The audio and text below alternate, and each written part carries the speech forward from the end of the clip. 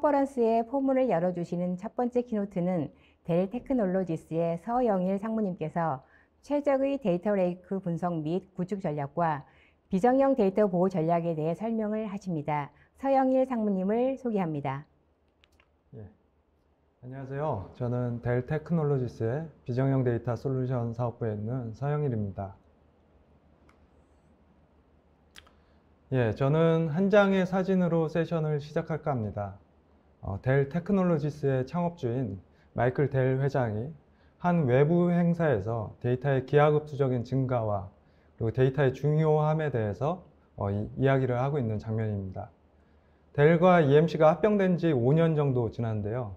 여러분들 중에 아마 델과 EMC 모두 예전에 PC, 서버 및 스토리지와 같은 제품을 판매하는 하드웨어 회사로 기억하고 계신 분이 있을 것 같은데요. 최근에는 데이터 관리와 클라우드 솔루션 회사로 거듭나고 있다는 걸 말씀드리고자 합니다. 지난 2020년과 2021년은 지금까지와는 전혀 다른 전례 없었던 기간이었습니다. 바로 코로나 팬데믹 때문이죠. 그 현상은 올해도 여전히 이어지고 있는 중입니다. 이 코로나 팬데믹은 모든 기업들로 하여금 비즈니스 트랜스포메이션을 더욱 가속화하도록 만들었습니다.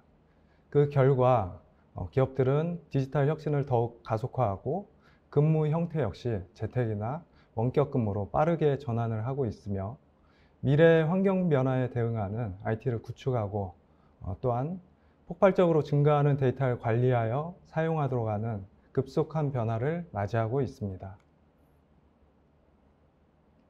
오늘날 데이터는 데이터 센터와 같은 어떤 특정 영역에서만 만들어지고 있는 게 아니라 개인의 디바이스든 IoT 기기든 그 어디에서든 생성이 되고 있습니다. IDC에 따르면 2025년 글로벌 데이터 생산량은 약 175제타바이트에 이를 것으로 예상을 하고 있고 이는 2016년 대비 10배를 상회하고 있습니다. 이러한 데이터의 폭발적인 증가는 데이터 센터에만 국한된 것이 아니고 엣지 영역이나 클라우드 영역에서도 마찬가지 상태이며 이런 폭발적인 데이터 증가에 어떻게 대처를 할 것이냐가 향후 수년간 모든 기업에는 커다란 챌린지가 될 것입니다. 실제로 가트너는 2025년이 되면 기업 데이터의 75%가 데이터 센터와 클라우드 외부에서 생성이 될 것이라고 전망을 했습니다. 이렇듯 폭발적으로 증가하는 데이터의 대부분은 비정형 데이터로 그 비중은 80% 이상이고 2019년을 기준으로 해서 2023년까지 그 증가 비율이 3배에 이를 것이라고 IDC는 전망을 하고 있습니다. 비정형 데이터는 문서, 오디오, 비디오, SNS, 혹은 센서 데이터 등과 같이 여러 가지 형태로 생성이 되고 있고 이렇게 생성이 된 데이터는 파일, 오브젝트 또는 스트림 데이터 형태로 저장이 되고 있습니다. 이 데이터는 기업 분석 업무나 AI, 파일 쉐어링 같이 다양한 어플리케이션 지원을 위한 기본 재료가 될 수 있습니다. 데이터를 미래 산업의 연료라고 하는데요. 이 데이터를 이용하는 빅데이터 분석 영역의 경우는 어떨까요? 보신 것과 같이 여러 절차를 거쳐서 데이터 분석이 이루어지는 동안 시스템의 문제 또는 한계로 인해서 여러 가지 어려움을 경험해 왔습니다. 수집된 데이터를 저장할 때 아직까지 업무별로 저장을 하는 경우가 많다 보니까 사일로화 되기 일쑤이고 이로 인해서 보안이나 규제에 대한 기준을 지키기 어려운 상황이 발생하게 되기도 하고 그리고 시스템의 비효율성으로 인해 아키텍처는 유연성을 잃게 됩니다. 이를 해결하기 위해 많은 분들이 데이터 레이크를 구축해서 사용하고 계십니다. 최근 몇 년의 데이터 레이크 트렌드에서 보이시는 두 가지가 포함되어 있습니다. 이 두 가지는 다른 내용 같지만 사실은 서로 연결이 되어 있습니다. 하드웨어 아키텍처가 스토리지에서 컴퓨팅을 분리하는 방향으로 진화하고 있습니다. 하드 커뮤니티는 S3 및 S3A 프로토콜을 통해 오브젝트에 대한 공개 지원을 함으로써 이러한 변화를 따르고 있습니다. 스플렁크 커뮤니티도 2018년 스플렁크 스마트 스토어 발표와 함께 컴퓨팅 및 스토리지 분리 운동에 동참했습니다. 그런데 이렇게 기본 구조에서 둘을 분리하려는 이유는 무엇 때문일까요? 그 이유를 알기 위해서 기존의 HDFS의 문제점을 한번 짚어보겠습니다. HDFS는 분석을 위한 데이터의 양이 커져감에 따라서 가장 효율적으로 대량의 데이터를 처리하고 관리하기 위해 고안되었던 방법으로 MPP, 즉 대량 병렬 처리와 DAS, 즉 직접 연결 스토리지 두 가지 아키텍처를 기본으로 하였습니다. 하지만 이렇게 바뀌어가는 트렌드를 보면 몇 가지 드러난 문제 사항에 대해서 개선이 제대로 이루어지지 않고 있는 듯 합니다. 먼저 첫 번째는 익히 다들 아시겠지만 비효율적인 세배 저장 구조라는 것입니다. 그리고 두 번째는 네임노드의 문제입니다. 하드웨어 네임노드는 두 대가 액티브 스탠바이로 동작하는데 이로 인해서 장애 포인트가 될 수 있고 가끔씩 성능 병목도 일으킬 수가 있습니다. 그리고 세 번째는 비즈니스적으로 중요한 문제인데 스케일아웃 증설을 함에 있어서 매우 비논리적이라는 겁니다. 만약에 지금 용량이 부족해서 증설을 한다고 하면 컴퓨팅 리소스는 남더라도 지금 남아 돌더라도 할 수 없이 같이 증설을 해야 합니다. 이렇게 하는 방식은 뒤에 제가 사례를 통해서 설명드리겠지만 비용 손실이 매우 큽니다. 그리고 이렇게 증설을 한다 해도 자동으로 데이터 노드 간 용량을 밸런싱 해주는 것 같은 인텔리전트한 기능은 없습니다. 이번에는 효율적인 데이터 레이크 아키텍처에 대해서 살펴보겠습니다. 전통적인 하드 아키텍처에서 데이터 레이크와 HDFS는 별도의 스토리지입니다. 그 이유는 무엇 때문일까요? 바로 HDFS의 호환성 때문입니다. HDFS 프로토콜을 지원해주는 스토리지가 거의 없습니다. 그렇기 때문에 데이터 레이크가 중간에 데이터를 모아서 가지고 있다가 분석이 필요할 때 HDFS로 옮기는 과정이 필요했던 것이죠. 하지만 데이터 인 플레이스 아키텍처가 있습니다. 아래와 같이 데이터 레이크가 여러 파일 또는 오브젝트 프로토콜과 함께 HDFS도 지원을 해준다면 어떨까요? 데이터를 한번 이동시킬 필요 없이 데이터 레이크에서 바로 하둡에서 사용하는 것이죠. 조금 더 효율적으로 보이지 않으시나요? 이렇게 중간에 데이터를 저장한 단계를 없앰으로써 나타내는 효과는 전체 분석 시간 단축으로 이어질 수 있습니다. 분석을 위해 HDFS로 데이터를 이동하는 인제스트 과정은 여러 가지 환경 요인에 따라 때로는 수십 시간에 달할 수도 있습니다. 그림에서 보시는 바와 같이 이런 인제스트 과정이 있고 없고의 차이는 확연히 드러납니다. 왼쪽에 보이시는 것은 전통 하둡의 아키텍처입니다. 하단의 바를 보시면 전체 분석 과정 중에 데이터 이동이 매우 많은 시간을 나타내는 것을 빨간색 바에서 보실 수가 있습니다. 이에 반해 데이터 수집 스토리지를 그대로 HDFS에 사용하는 오른쪽의 경우에는 하드 컴퓨트 노드에서 데이터를 바로 사용함으로써 전체 분석 시간을 줄일 수가 있습니다. 저희 델 테크놀로지스에서 제안드리는 데이터 레이크 전략은 스토리지를 단일화함으로써 수집, 분석, 실행의 단계를 하나의 스토리지에서 작업할 수 있도록 하고 이렇게 함으로써 불필요한 데이터의 이동을 막아서 전체 분석 시간을 단축하도록 합니다. 이런 데이터 인 플레이스 아키텍처를 이루기 위해서는 앞서 설명드린 것처럼 컴퓨팅과 스토리지의 분리가 필수적입니다. 컴퓨팅과 스토리지를 분리하여 구성하려면 데이터 레이크 개념을 지원하는 스토리지가 필요합니다. 자, 그럼 데이터 레이크를 효율적으로 운영하기 위한 기술 요소들은 무엇이 있는지 한번 살펴보겠습니다. 가장 중요한 기술 요소 4가지를 한번 꼽아봤습니다. 스케일 아웃, 단일 볼륨, 멀티 프로토콜, 자동 계층화인데요. 이 네 가지 요소에 대해서 잠시 설명을 드리겠습니다. 스케일아웃 아키텍처는 폭증하는 데이터를 관리하기 위한 필수 요소입니다. 스토리지라는 장비는 용량이 늘어나면 결국 성능이 영향을 미칠 수밖에 없게 되는데, 하둡과 같은 스케일아웃 구조는 동일한 노드를 늘림으로 해서 성능 저하를 최소화하는 구조였던 것입니다. 하지만 이 스케일아웃이라는 용어는 스토리지 시장에서는 약간 왜곡해서 사용한 경우가 있는데요. 몇몇 스케일업 제품은 단순히 확장해서 증설이 가능하다는 이유로 하고 나면 성능과 용량이 증가할 거라고 생각을 하는데, 오른쪽 아래 그림에 보시면은 녹색 곡선이 보이시는데, 이런 비정형적인 스케일아웃 구조는 사용자가 예측을 하기 어렵게 만들어 버립니다. 그렇기 때문에 스케일아웃 아키텍처는 선형성이라는 특성을 포함한다는 것을 반드시 이해하고 계셔야 합니다. 두 번째는 단일 볼륨인데요. 단일 볼륨이라는 특성은 관리 및 운영의 단순화를 위한 특성입니다.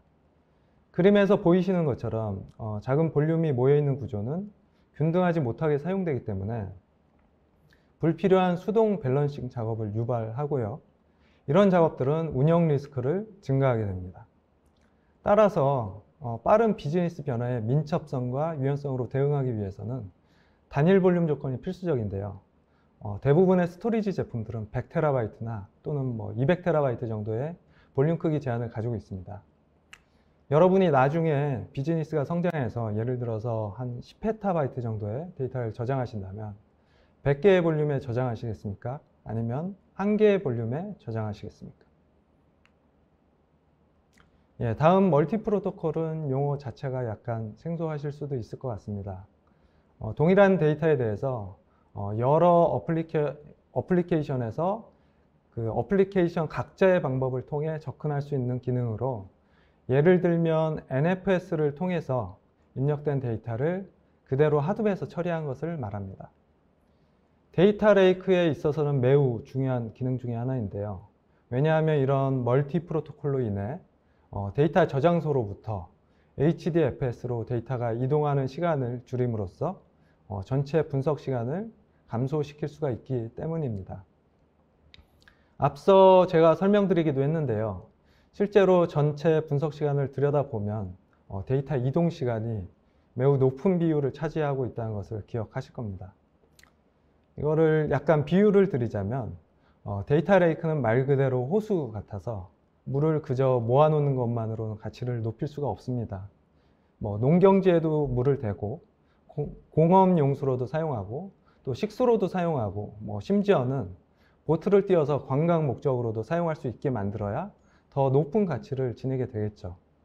멀티 프로토콜은 그런 여러 가지 용도로 사용할 수 있도록 가능하게 해주는 기반이 됩니다. 자, 마지막으로 자동 계층화입니다. 데이터의 라이프 사이클은 물론 업무마다 틀리겠지만 대부분의 경우에는 단시간 내에 사용 빈도가 줄어듭니다. 이렇게 시간이 지나서 자주 사용되지 않는 데이터를 높은 비용의 스토리지에 저장한다면 경제적으로 비효율적이겠죠. 예를 들면 온라인 사업을 하는 회사가 있는데 비즈니스 규모나 분석 니즈가 변화해서 데이터 분석 용량 자체가 커진 경우가 아니라면 핫데이터의 증가는 굉장히 제한적일 겁니다. 하지만 콜드 데이터는 비즈니스를 계속 영위하기 때문에 계속해서 많아질 것인데요. 이런 빈도는 떨어지지만 보관은 계속 해야 하기 때문인데, 이런 경우에는 핫데이터는 고성능의 스토리지를 사용하고 콜드 데이터는 저비용의 스토리지를 사용하면 정말 좋을 겁니다. 이때 고성능 스토리지와 저비용의 스토리지를 같은 볼륨으로 구성할 수 있다면 얼마나 더 좋을까요? 파워스케일의 자동 계층화는 그런 니즈에서 출발한 기능입니다. 고성능 스토리지와 저비용 스토리지를 하나의 볼륨으로 구성하면서 정책에 따라서 자동으로 데이터를 이동시킵니다. 따라서 사용자가 매번 데이터를 수동으로 이동시킬 필요가 없이 오래된 데이터는 자동으로 저비용 스토리지로 이동을 시켜서 비용 효율성을 지켜냅니다. 경제적인 측면에서 정말 필수적인 요소라는 걸 다시금 말씀드리겠습니다. 자, 지금까지 4가지 중요한 요소를 말씀드렸고요. 이제는 고객 사례를 하나 말씀드리려고 합니다.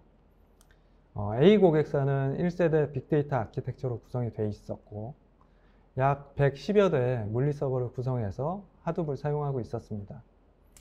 이 110여 대의 서버는 모두 6개 정도의 렉 분량이었는데 데이터 양은 한 900TB 정도였지만 3중 복제로 저장을 하고 있었기 때문에 사용하는 물리적 디스크의 용량은 2.7PB였습니다. 특히 이 고객은 데이터 센터를 임대해서 사용하고 있었기 때문에 지속적으로 임대 비용이 발생하고 있었습니다. 당시에 고객은 추가로 용량 증설을 고려하면서 여러 가지 고민을 가지고 있었는데요. 매년 사업이 계속 성장해서 데이터가 지속적으로 증가하고 있었고 관리에 대한 부담을 느끼고 있었습니다. 저희는 고객과 매우 많은 논의를 진행했었고 그 결과 고객에게서 아키텍처상의 고민, 관리상의 고민, 그리고 기술적인 고민을 파악할 수 있었습니다. 자, 고민을 하나씩 살펴보자면 다음과 같습니다. 전통적인 하둡 아키텍처는 용량 증가를 위해서는 컴퓨터 노드가 포함된 물리 서버를 늘릴 수밖에 없는 구조인데 당시 전체 서버에서 CPU 사용률이 30% 이하로 사용되고 있었습니다. 즉 다시 말하면 효율적으로 전체 자원을 사용하지 못하고 있었다는 것이죠. 여기에서 오는 상면, 전력 등의 비용 낭비를 바로잡을 개선책이 필요했습니다. 그리고 관리상의 문제는 데이터 밸런싱 이슈가 있었습니다. HDFS 스토리지를 증설한다고 할 때 서버로 증설을 해야 되는데 기존에 있던 서버와 증설한 서버 사이에 데이터 밸런싱이 어렵다는 점입니다. 수동으로 기존 서버에서 신규 서버로 데이터를 이동하는 방법밖에 없었던 것이죠. 문제는 사업이 잘 돼서 앞으로 데이터가 더욱 늘어날 것이기 때문에 이런 수동 작업도 계속 늘어날 것이라 예상이 되었습니다. 그리고 마지막으로 기술적인 문제 중에는 네임노드 문제가 있었습니다. HDFS를 사용하기 위해서는 메타데이터 서버인 네임노드를 반드시 사용해야 합니다. 하지만 네임노드는 앞서 말씀드렸듯이 구조적인 문제를 가지고 있는데 액티브 스탠바이 구조로 이중화가 되어 있지만 평소에는 하나의 노드만 사용하기 때문에 가용성 측면에서 문제를 발생시키게 됩니다. 물론 장애가 발생했을 때 스탠바이 노드로 페일오버가 되기는 하지만 그동안 지연이 발생할 수 있다는 것이죠. 그리고 네임노드의 또 한 가지 문제는 성능 측면에서도 바틀렉이 될 수 있다는 겁니다. 네임노드의 CPU나 메모리 한계 때문에 문제가 여러 번 발생했었다고 합니다. 그래서 결국 이런 문제들에 대한 개선점으로 저희가 새로운 아키텍처를 제안했는데요. 한번 보시겠습니다. 이렇게 해서 이 고객사는 900TB의 데이터를 110여 대의 물리 서버에 운영했었는데 40여 대의 물리 서버로 줄이고 스토리지는 파워스케일로 변경하였습니다. 상면이 절반 이상 줄었고요. 그리고 앞으로는 더 절약이 될 것으로 생각이 됩니다. 그리고 이 결과로 고객은 향후 5년간 전체 TCO의 약 2.4배를 절감할 수 있을 것이라 예상이 되었습니다. 사례 설명드렸고요. 마지막으로 델 테크놀로지스의 제품인 파워스케일과 ECS의 클라우데라와의 파트너십에 대해서 말씀드리면서 랜섬웨어 보안으로 넘어가도록 하겠습니다. 보신 것처럼 델 테크놀로지스와 클라우데라는 지속적인 협업을 통해서 서로의 아키텍처를 검증하고 발전시키고 있습니다. 이러한 원활한 협업은 결국 양사의 비즈니스 때문이긴 하지만 또 한 가지 중요한 점은 저희 제품들이 데이터 인 플레이스 데이터 레이크를 지원하는 거의 유일한 제품들이기 때문이기도 합니다. 자, 그러면 이제 랜섬웨어 보안에 대해서 살펴보도록 하겠습니다. 최근에 사이버 보안의 패러다임이 바뀌고 있습니다. 예전에는 물리적인 재해를 대비하거나 또는 IT 인프라에 대한 공격을 막아내기 위해 주로 신경을 썼던 반면에 최근에는 랜섬웨어에 대한 경각심이 매우 높아지고 있습니다. 몇 주 전에 도요타 자동차의 공장 라인이 멈췄다는 충격적인 기사를 보셨을 것인데요. 부품을 납품하는 업체에서 랜섬웨어에 피해를 입어서 상당 기간 동안 도요타 자동차가 생산에 차질이 불가피하다는 그런 내용이었습니다.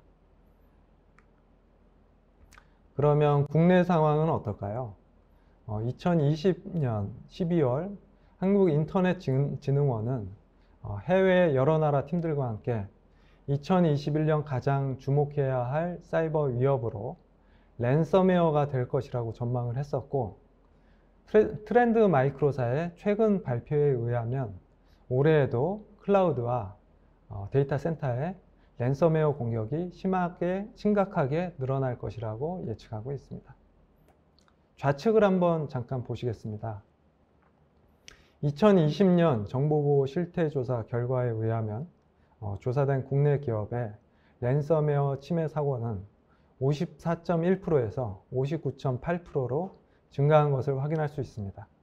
이와 같이 사이버 침해 사고 중에 약 60% 정도가 랜섬웨어이고, 발생되는 경우 그 피해가 막심하다는 것은 우리가 랜섬웨어에 얼마나 관심을 기울여야 하는지 알 수 있는 지표입니다.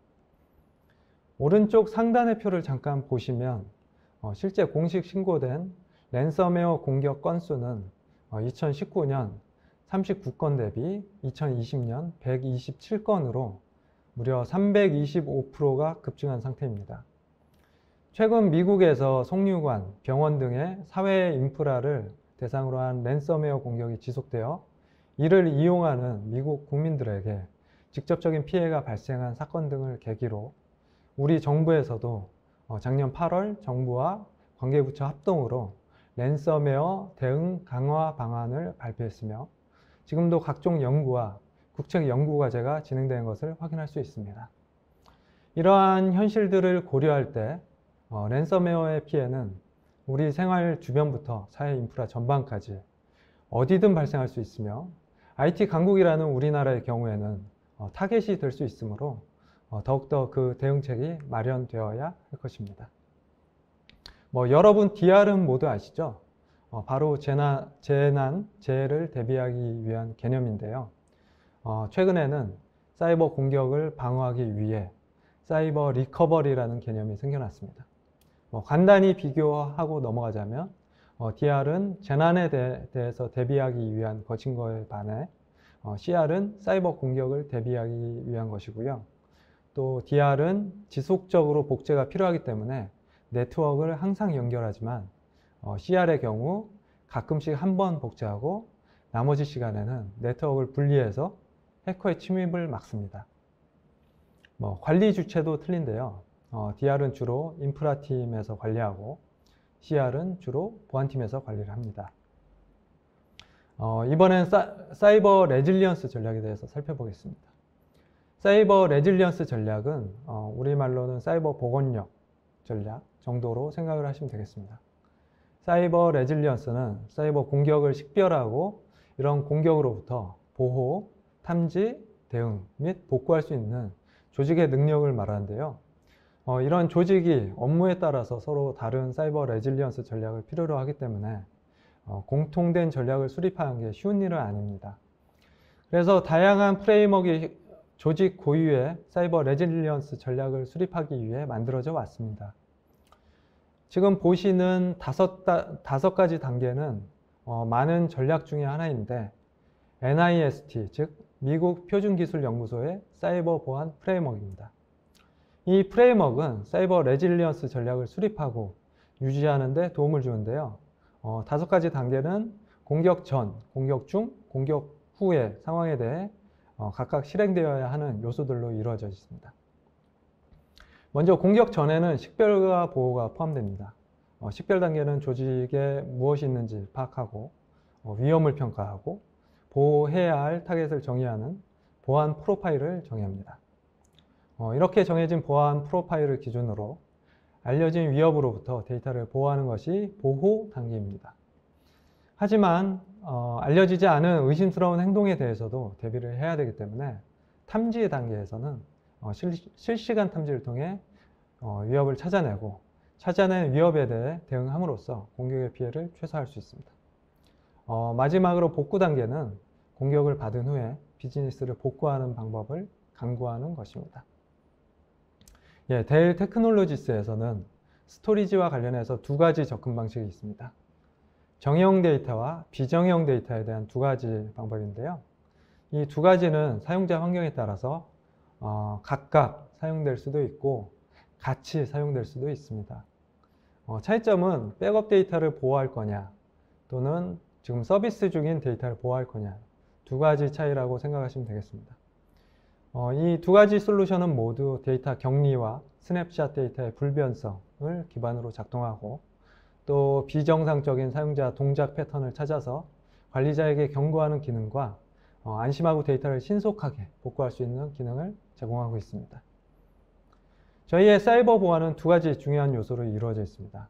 하나는 이상 징후를 자동으로 감지하는 랜섬웨어 디펜더라는 솔루션과 다른 하나는 스마트 에어갭이라고 하는 이상이 감지됐을 때 3차 클러스터를 자동으로 단절시키는 솔루션입니다. 물리적으로 떨어져 있는 3차 클러스터의 랜섬웨어로부터 보호된 데이터 사본을 스케줄링에 의해 자동으로 복제합니다. 복제가 이루어지지 않는 시간에는 네트워크가 닫혀 있기 때문에 외부 공격으로부터 보호가 됩니다. 그리고 3차 복사본은 의심스러운 행동이 감지되었을 때 스마트 에어갭 기능을 통해 동기화가 일시 중단됩니다. 따라서 사이버 공격이 들어오면 자동으로 데이터를 분리, 보호하게 됩니다. 만약에 사이버 공격을 받게 돼서 데이터를 복구해야 한다면 신속한 복구를 통해서 페타바이트 규모의 데이터를 2시간 내에 온라인 상태로 전환이 가능한데 이게 바로 경쟁사와 차별화되는 부분입니다. 물리적으로 따로 떨어진 3차 클러스터를 구성한다는 게 비용적으로 부담이 될 수 있는데요. 대용량 또 저비용 모델로 3차 클러스터를 구성한다면 더 많은 데이터를 안전하고 또 오래 보관할 수가 있겠습니다. 자, 이상으로 저희 델 테크놀로지스에서 제안 드리는 데이터 레이크 전략과 랜섬웨어 보호 방안에 대해서 말씀드렸습니다. 지금까지 말씀드린 키워드인 데이터 인플레이스 데이터 레이크와 사이버 에어갭이라는 용어를 꼭 기억하시고 자세한 사항은 저희 델 테크놀로지스와 상의해 주시기 바랍니다. 감사합니다.